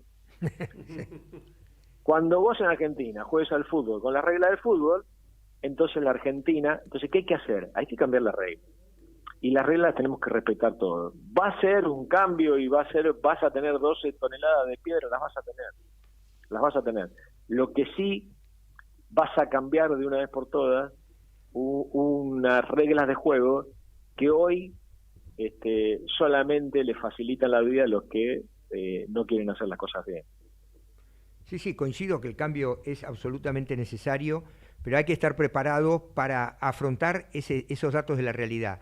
Es decir, no se pueden hacer los cambios sin tener un claro conocimiento de la cultura subyacente y qué hay que hacer para afrontar la resistencia que esa cultura subyacente naturalmente va a generar, ¿no? Mirá, ese es el punto.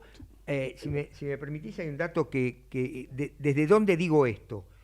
Cuando uno analiza en la antropología cómo funcionan las culturas y cómo la cultura genera una cosmovisión, eso te muestra que no necesariamente lo que funciona en un lugar del mundo funciona en otro, porque precisamente la matriz cultural es la que genera una cosmovisión, y esa cosmovisión es la que hace que se tomen consciente o inconscientemente muchas decisiones. Por eso digo que a mí me parece fantástica la idea, creo que es necesario ese cambio, pero que para implementar ese cambio hay que ver cómo se afronta esa cuestión cultural que nos tiene tan paralizados.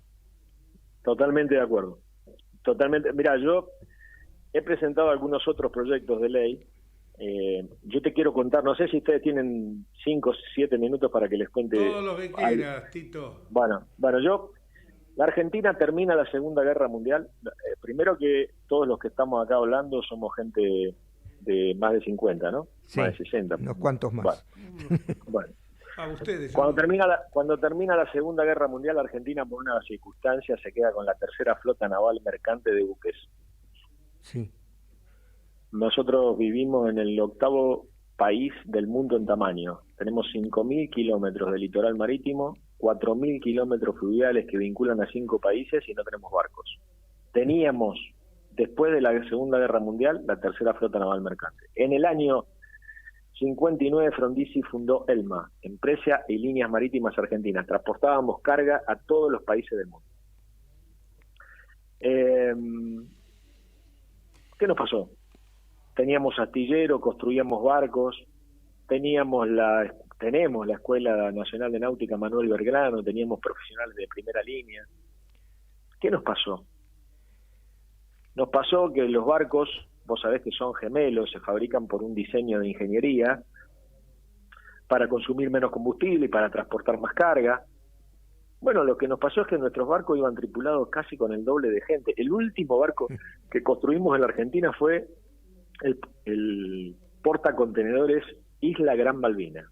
Se construyó acá en Buenos Aires.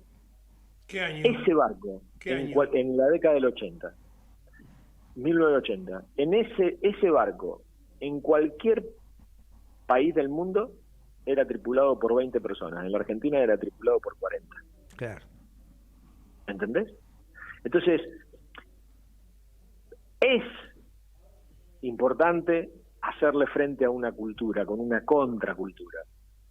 Pero realmente la cultura que nosotros hoy tenemos impuesta en la Argentina nos costó 24 años de recesión. Tenemos la misma recesión económica desde 1951 al 2021 que Irak. Sí. Entonces, digo, y nos podemos comparar con Siria, con Chad, con Sudán, con Venezuela. Cuando nosotros hace 40 años nos comparábamos con los mejores países del mundo. Entonces digo, es cierto lo que vos decís, pero yo creo que hay que hacer el esfuerzo por esta contracultura, convencidos de que va a ser el motor de despegue de la Argentina como país, porque el potencial que tiene la Argentina evidentemente nunca lo hemos podido sacar adelante. Sí, es verdad, y es como lo que hablábamos hace un rato con el tema de la energía y con todas esas cosas que absurdamente nos traban, y creo que el momento, digamos, estamos a un año de producir un cambio, pero me parece que hay que trabajar para que el cambio sea real. No basta con tener razón, no basta con querer ser ejecutivo, es necesario que la gente lo entienda para que además los tiempos que va a demandar el cambio real para mostrar los efectos también sean soportados. No se puede decir alegremente la inflación es fácil de resolver. No es fácil de resolver. Y este tipo de cambios también es importante, pero recordemos una cosa, el proyecto de las AFJP, que fue un muy buen proyecto en aquel momento, que también estaba destinado a generar un mercado de capitales, etcétera. La gente nunca se terminó de convencer, y cuando ya estaba empezando a funcionar, vino Néstor Kirchner con Amado Vudú y dijeron, no, vamos a devolverle la seguridad a la gente, voltearon las AFJP, las destruyeron, y finalmente tenemos un ANSES altamente deficitario. Pero la gente no tiene conciencia que el ANSES es altamente deficitario. Le echa la culpa de que las jubilaciones son bajas al gobierno y no al desmanejo que hay en el ANSES. Entonces, pero la imagen de la ANSES y del PAMI y demás está metida, y aunque no funciona, aunque funcione mal, está presente. ¿Por qué? Porque los han convencido que no hay otro modo. Entonces, me parece que esto en la misma línea debería ser trabajado a partir de explicaciones sencillas, de explicaciones concretas y de explicar cuándo estarán los resultados y cómo. Sí, yo concuerdo y comparto totalmente. Creo que la diferencia, las sociedades son organismos vivos, tienen bacterias que les producen enfermedades, pero también tienen los anticuerpos que le dan la posibilidad de curarse. Si no, Alemania no sería lo que es. Creo que ese anticuerpo la Argentina lo tiene. Necesita de liderazgos claros, necesita de un plan con políticas de Estado que se puedan explicar de manera sencilla, con ejemplos, con gente proba, con gente formada, que esté a la altura de las circunstancias de los liderazgos que el país necesita. Necesita argentinos que estén en la política no por una cuestión de más poder ni obtener recursos económicos, sino que estén en la política porque la conocen y la creen como una herramienta para transformar la realidad. Y si esos liderazgos tienen la capacidad de explicar esos planes y tienen la capacidad de ir informando a la sociedad de cómo despacito, porque hoy estamos cayendo en un ascensor que no tiene frenos, y la salida es subir por una escalera con peldaños que tiene una separación de 20 o 30 centímetros cada uno. Hay que irle explicando a la Argentina que por dónde se sale y cómo se va avanzando cada uno de los días despacito para salir de esta crisis. Exactamente. Tito, muchísimas gracias. La verdad que hablamos de un tema y la cooperación fue tan rica que terminamos hablando también del tema de ELMA, que fue muy ilustrativo para todos nosotros. Un fuerte abrazo y nos estamos viendo. El agradecido soy yo, Enrique. Un saludo a los dos y un saludo a la audiencia. Chau, chau. Y vamos ahora a la tanda publicitaria. Pausa. Vamos la radio.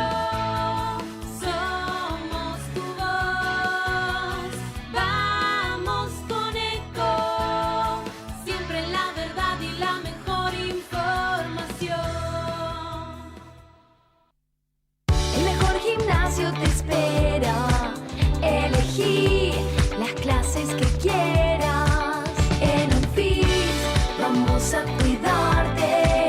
En Anfis venimos a encontrarte. ¿Cómo prevenir dengue, zika y chikungunya? Sin criaderos no hay dengue. Limpia tu patio de objetos que acumulen agua. Elimina agua estancada de recipientes. Reemplaza con tierra o arena el agua de tus flores. Tapa los tanques de agua y cisternas. Tira y perfora llantas para que no acumulen agua. Limpia floreros y bebederos. Recordá, sin criaderos no hay dengue. Intendencia Menéndez.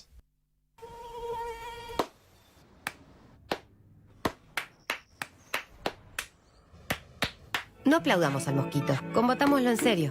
Para combatir el dengue, el zika y el chikungunya, evitemos que los mosquitos piquen y se reproduzcan. Usemos repelentes, coloquemos tules en la cuna de los bebés y demos vuelta a contenedores para que no se acumule el agua. Si tenés fiebre alta, dolor de cabeza y dolor muscular, no te automediques y acudí al médico. Encontrá más información en argentina.gov.ar. Argentina Unida, Ministerio de Salud, Argentina Presidencia. Informate en ecomedios.com. Seguinos en Facebook, Ecomedios Live.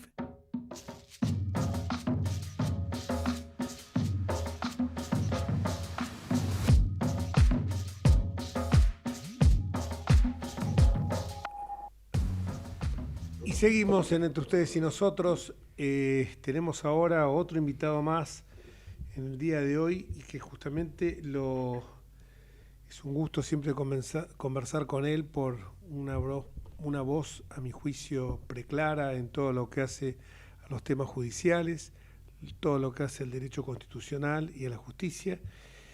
Y más allá de la situación económica que nos preocupa y muchísimo, de esta vicepresidente que es virtualmente la presidente y de un presidente que no dice lo que piensa ni tampoco piensa lo que dice, porque en realidad no piensa, y que fue puesto ahí para lograr la impunidad de Cristina y toda su banda. Y en este derrotero no trepidaron en tener antaño el tema de inventar un partido judicial, justicia legítima, inventar la democratización de la justicia, amañar la Corte Suprema con las modificaciones que fueron haciendo a lo largo del tiempo, con interpretaciones caprichosas del artículo 114 de la Constitución. Hoy apareció el tema, en estos días, de la Corte de 25 miembros, otro disparate, que ya hemos hablado más de una oportunidad, pero ahora parece que pusieron las máquinas a funcionar a todo trapo y se habló en las últimas horas de la posibilidad de que el kirchnerismo presione en el Senado para avanzar en el día de mañana con la ampliación de la Corte. Afortunadamente parece que no se consiguen los senadores, pero este tema está latente y hay que prestarle mucha, pero mucha atención. Ya tienen despacho de comisión y para escuchar, para informarnos bien de esta cuestión, nada mejor que Daniel Sapsay. Hola Daniel, acá estoy con Luis Evasco, que estamos haciendo el programa porque nuestro amigo Osvaldo se fue para el Reino Unido, de visita nomás, y queríamos conocer tu opinión al respecto. Gracias por... Hola Daniel, buenas tardes. ¿Qué tal Luis? ¿Cómo estás? Un gusto hablar con ustedes. Un abrazo, Jorge. Mirá, si mal no recuerdo, no hace tanto hablamos en tu programa sobre este tema de disparate constitucional que no tiene ni pies ni cabeza. Lo ubiqué en la medida en que se quiere concretar el principio de participación de las provincias en las decisiones del gobierno federal en la Corte Suprema, con lo cual se produciría una suerte de Senado bis, porque para eso está el Senado, y por ese motivo tiene una representación igualitaria de 3 senadores por cada provincia, por eso participan del procedimiento de formación y sanción de las leyes a un pie de igualdad con la Cámara de Diputados, donde lo que juega como principio es la representación proporcional. Pero en la Corte Suprema tiene una razón de ser muy definitiva, muy diferente. Ella solo dicta una sentencia cuando, o va a tomar un caso, para decirlo más claramente, cuando hay sentencia definitiva, es decir, que ya se han pronunciado a los tribunales inferiores. Y allí, como es una instancia extraordinaria, decidirá si efectivamente la decisión que se invoca, el agravio que la persona que presenta el caso invoca, realmente afecta o no una garantía o un derecho reconocido en la Constitución, en los tratados internacionales o en la ley. Sería absurdo, además, que se produjera esta suerte de designación de parte de gobernadores, facultad que por otro lado no tienen, porque entonces ya no se revisarían más los actos provinciales, ni las constituciones provinciales, que obviamente la Corte Suprema tiene la facultad de hacer. Así que desde lo técnico es un disparate. En realidad la verdadera razón es política. Acá lo que se busca es tener jueces militantes, una vez más, y lograrlo por esta vía para conseguir la impunidad de Cristina, de sus adláteres y de su familia, obviamente. Esa es la verdadera razón de ser. Todo lo demás uno lo explica simplemente para que tu audiencia tome conocimiento de por qué es un disparate constitucional. Pero en realidad es un pretexto para lo otro. Tu olfato político, ¿qué barrunta en este tema? ¿Se podrán conseguir esa? Pensemos que es una mayoría simple, ¿no? Mira, sí. Sí, tu olfato político te dice, porque vamos a hablar en esta Argentina del disparate, vos sabés que por ahí algún gobernador instruye a sus senadores de decir, mire muchachos, porque le compran espejito de colores, vamos a tener un miembro de la Corte, vamos a garantizar entonces impunidad para los actos que cometamos nosotros, no viendo que va a ser 1 entre 25. Pero bueno, puede llegar a generar, en lugar de una corte digna como la que tenemos con un presidente, con miembros muy dignos como Carlos Rosenblatt, que a quien hemos felicitado ya por su incorporación a la Academia Nacional de Ciencias Morales, siempre puede aparecer algún gobernador con estas ideas estrafalarias. ¿Vos podés barruntar la posibilidad que esto pueda llegar a suceder por estos tomas y dacas? Mira que es importante recordar que tiene el Frente de Todos 35 senadores y necesita 2 más para llegar precisamente a la mayoría del quórum. Y aparentemente lo que ocurre en este momento es un problema dentro del Frente de Todos, porque habría defecciones allí. Y en algunos casos vinculadas con el caso de Santa Fe de Perotti con Lewandowski, que aparentemente Perotti no querría quedar pegado en esto. Después aparentemente también la interna entre los hermanos Rodríguez Sá, que es una verdadera opereta, como el Adolfo estaría firmando, Alberto no quiere aparecer firmando algo que firme el Adolfo, está en una pelea ya de varios años absolutamente extrema, y así aparecen varios casos, con lo cual lo veo difícil, lo veo complicado. Me parece que es una señal más de cómo se está desmoronando el kirchnerismo, ¿no? A un paso muy firme, todos los días aparece una señal más clara. Fíjate que en el día de hoy, hace un rato, Kicillof no pudo hablar en un acto de la manera como lo silbaron y lo insultaron. O sea, esto ya es como una suerte, digamos, de lista. Hace un rato la Sala Cuarta de la Cámara de Casación Penal rechazó la posibilidad de que se levantara la prisión preventiva para Báez, con un fallo muy contundente, mayoritario, ¿no?, de 2 de los jueces. Gustavo Hornos creo que fue el voto primero, y bueno, votó en contra, por supuesto, a favor del dictamen de Javier de Luca, que sabemos que es Justicia Legítima, quien también integra Justicia Legítima, que es el tercero en esa sala, que ahora no recuerdo quién es. El segundo es Carbajo. Lo señalo porque fíjate cómo se van agregando señales. ¿Ángela Ledesma será? No es Ángela Ledesma, creo que no. Pero bueno, de todos modos, fíjate cómo se van, yo diría de ni día a día, hora a hora, señales claras del grave resquebrajamiento, ¿no? Ahora, Daniel, hay algo que me parece importante, volviendo a lo anterior, a lo disparatado del proyecto, sí, señalar, que es que más allá de lo que vos con absoluta elocuencia expresás sobre lo inconstitucional que sería ese proyecto, también es bueno explicar que el proyecto es absurdo por donde se lo mire, desde el punto de vista de lo que ellos pretenden decir que lo motiva. Es decir, por un lado, una corte de 25 jueces para garantizar el federalismo es ridículo. Primero, que una corte de 25 jueces no puede sesionar, porque es imposible generar un acuerdo que un caso pase por 25 jueces. Entonces, en principio habría que dividirla en salas. Si uno la divide en salas, ellos que están planteando de que hay que garantizar el federalismo, lo cierto es que cada sala va a estar compuesta por 3 o 5 jueces para que pueda funcionar. Y además en ese contexto, la Constitución habla de una sola corte. Sí, eso aparte, sí, ¿no? Eso sí, aparte de las razones constitucionales, pero desde lo práctico sería imposible, porque se dividiría en salas, con lo cual lo que ellos pretenden de garantizar una comprensión federal del caso también desaparece, sería como la corte actual, ¿no es cierto? Entonces, esto no tiene sentido, más allá de que la división en salas, como bien dice Jorge y como siempre lo sostenés vos, sería inconstitucional, porque la Constitución habla de una corte, no de 5 o 10 cortes. Pero más allá de eso, el planteo es absurdo en sí mismo. No solamente no garantiza mayor celeridad en los casos, sino que tampoco garantiza ese pretendido federalismo que en realidad no tiene sentido, eso de que cada provincia designe un juez de la Corte.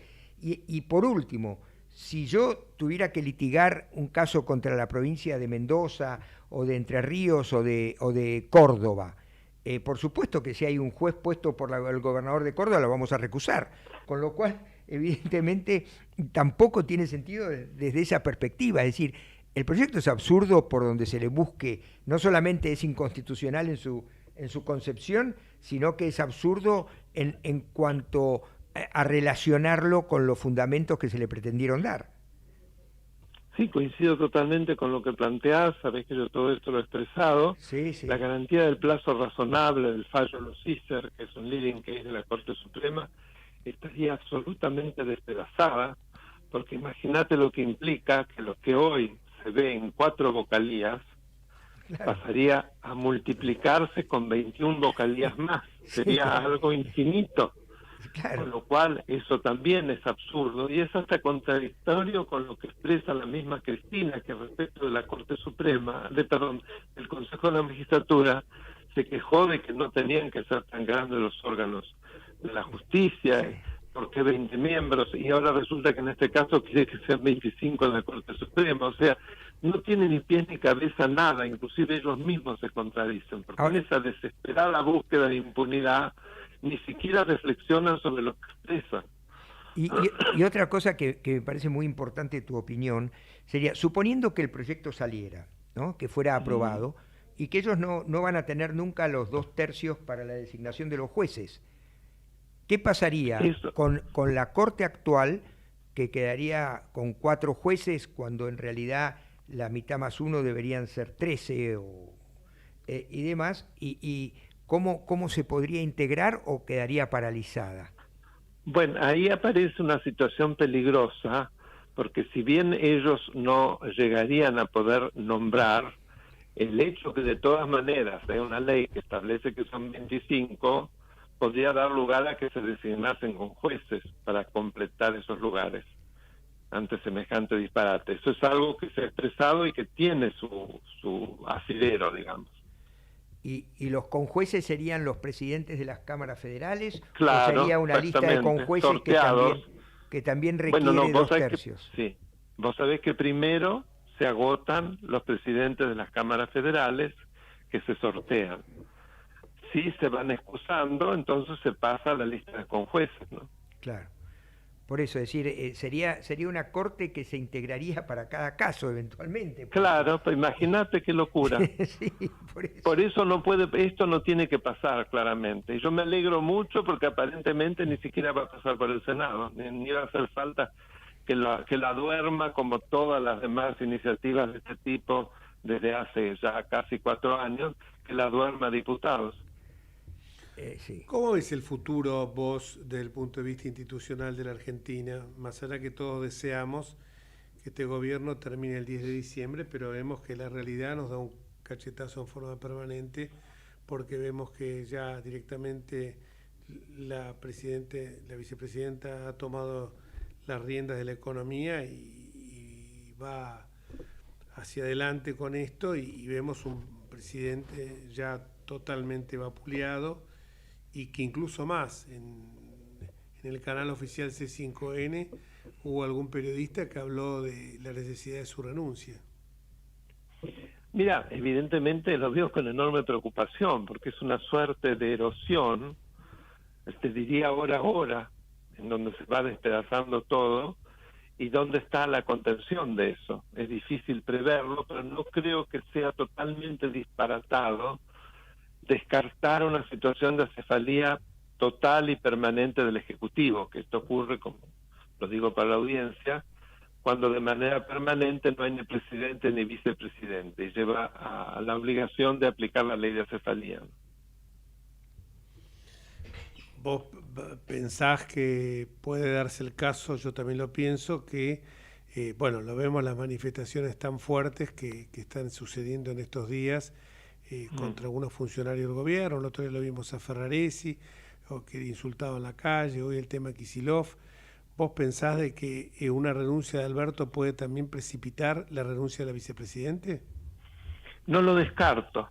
Es difícil saber porque ya va más allá de lo jurídico, ¿no? Es metajurídico. Bueno, pero vos sabés que en esto lo jurídico y lo político, lamentablemente en algunos temas van demasiado de la mano, que no debería ser, pero bueno, uno está viendo estas posibilidades en forma constante, porque lo hablábamos en otro bloque con Luis, de que esto es una situación inédita, porque esto creo que está superando ya el 2001, está superando hasta... Sí, para mí supera, sin duda. Y hasta el gobierno, hasta el periodo final de Isabel, ¿no? Sí, esto va a pasar a la historia como el caso más tremendamente atroz de debilidad, de crisis social, política, institucional, y podríamos seguir en todos los campos. Más un gobierno absolutamente que no gobierna. Ese es el punto central. Me parece que la definición es exacta, Daniel. Un gobierno que no gobierna, no existe. Parece un contrasentido, pero es así.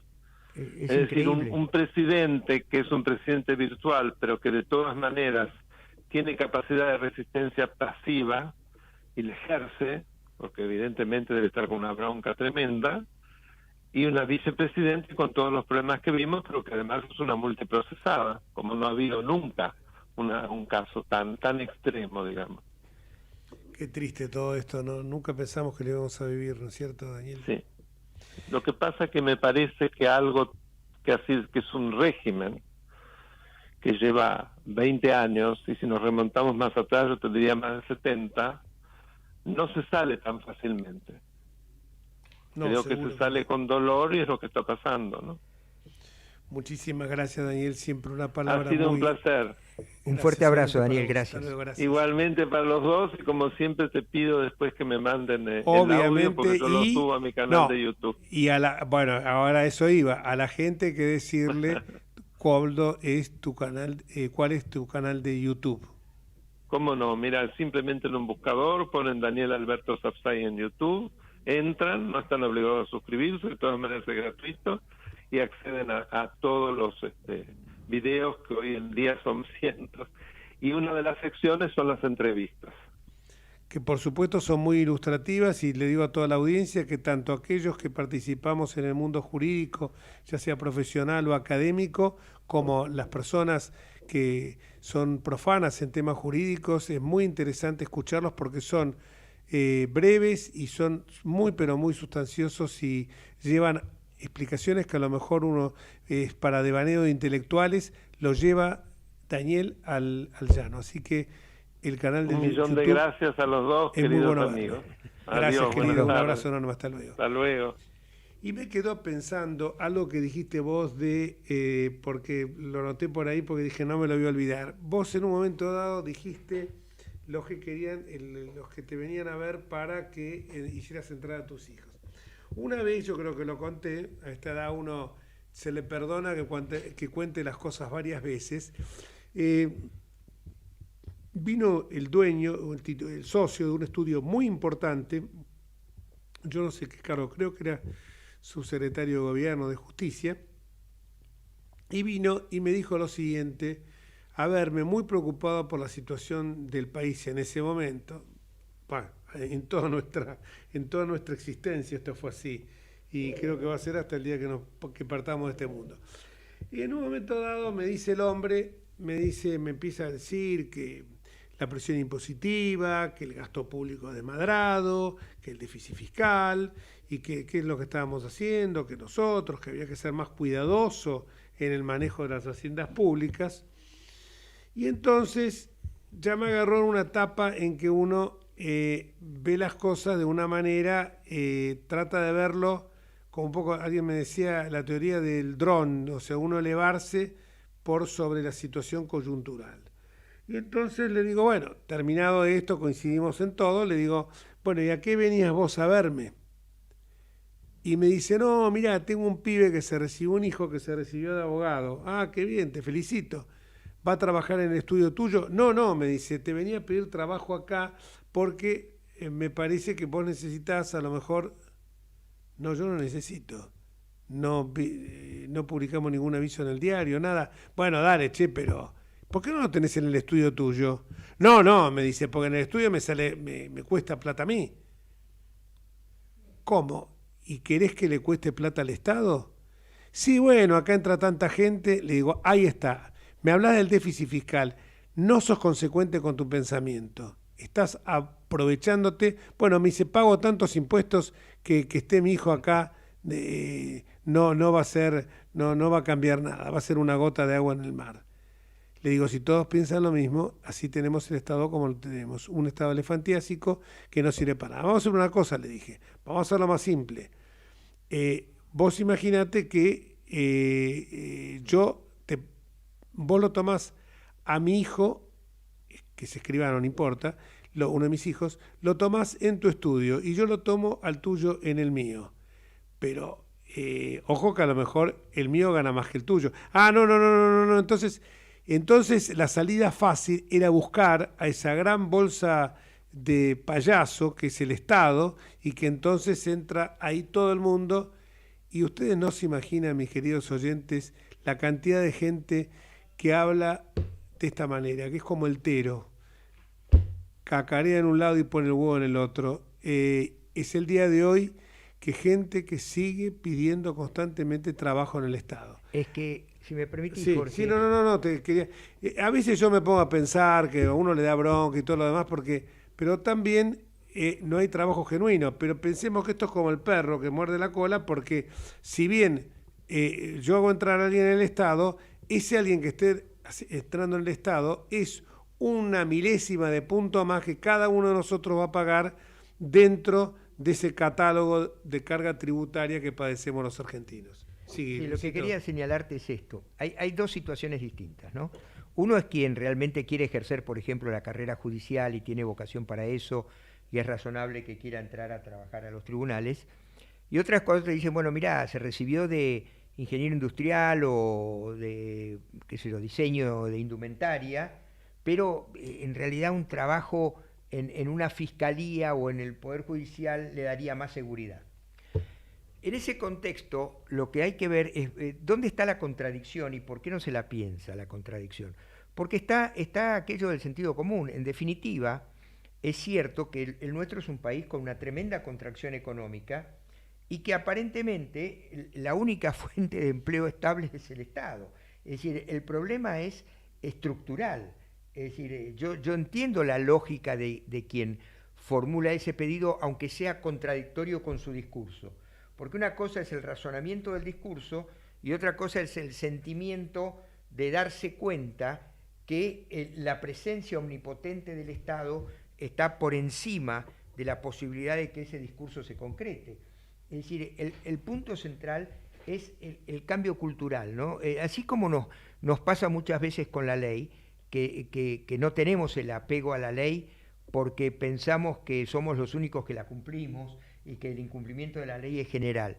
Y yo quiero hacer una reflexión sobre todo esto que me parece que es importante. Fíjense que cuando se plantea el tema de la impunidad, de la corrupción y la impunidad de la política, digo, bueno, miren, no es tan así. Piensen cuando en la historia de la Argentina hubo todo un gabinete preso y que estuvieron presos 4, 5, 6 años y Lázaro Báez le acaban de rechazar de nuevo la excarcelación. En realidad la sensación de impunidad es porque no está presa Cristina Kirchner. La jefa de la banda, la delincuente mayor. Claro, pero en realidad el sistema de alguna manera funcionó. Pero esa sensación de impunidad hace que la gente diga, bueno, si estos son impunes, ¿yo por qué voy a respetar la ley?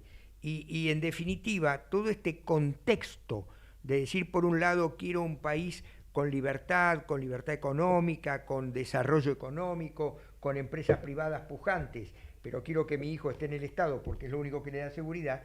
Es decir, vivimos una permanente contradicción a la que nos tenemos que adecuar y por eso tanto insistir en que todas estas propuestas de cambio que se vienen necesitando y de época tienen que ir acompañadas de la convicción y de la explicación de cómo son. Te hago una salvedad con el tema de la justicia. El que entra a la justicia para hacer una carrera judicial es muy loable, pero no nos olvidemos que en la época en que entramos vos y yo, bueno, vos después seguiste la carrera judicial, yo no sé en tu caso, yo entré como meritorio. Sí, claro. Y también era para mí lo que aprendí como meritorio en ese año y medio. Después fui a escribir pinche de mesa de entradas. Lo que aprendí, yo procesal 1 y procesal 2, lo di de taquito por la experiencia que tenía. O sea que cuando yo veía en los libros era como si hubiera sido un estudiante de medicina que lo hubiera puesto en un quirófano apenas entró en la... Es distinto esto, porque el otro es, no, mira, un complemento para que no me sea tan gravoso entonces yo te lo tiene que pagar el Estado. Esa es la mentalidad que a veces es como cuando te dicen ver cómo zafo de una multa de tránsito, ver cómo me la podés rebuscar para que esto... No, flaco, el problema más grave que tenemos nosotros es que somos, como nos definió Nino hace ya más de 40 años, un país al margen de la ley. Un país donde la ley no es una vara rígida. La ley puede ser una vara rígida para mí, pero la señora, a la jefa de la banda, es una vara absolutamente flexible.